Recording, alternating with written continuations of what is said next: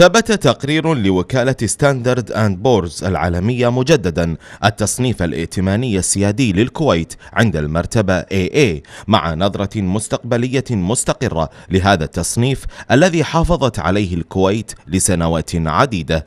تصنيف الكويت اللي هو AA طبعا هذا تصنيف متواجد منذ زمان، يعني ما في تغيير عليه، هو التصنيف الائتماني للكويت. طبعا لو نظرت إلى التصنيف راح تلقى وضع الاقتصاد إما سلبي أو إيجابي أو مستقر.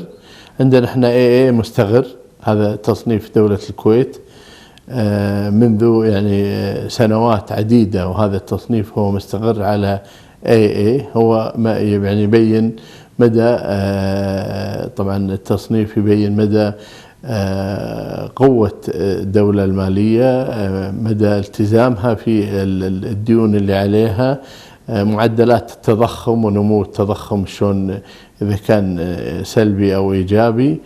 وأشارت الوكالة إلى إمكانية رفع التصنيف الائتماني السيادي للكويت إذا نجحت الإصلاحات الاقتصادية واسعة النطاق في تعزيز الفعالية المؤسساتية وتحسين التنويع الاقتصادي على المدى الطويل.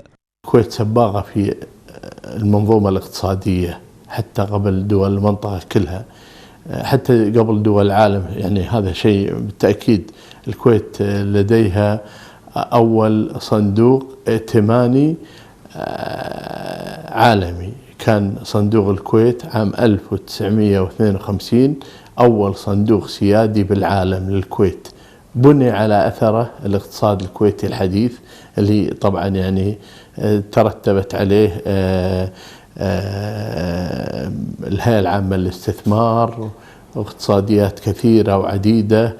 المختصون يرون أنه على الرغم من تحديات البيئة التشغيلية فإن القطاع المصرفي الكويتي يبقى قويا مع ربحية مستقرة وتحسن جودة الأصول. حسين الصايغ لتلفزيون المجلس.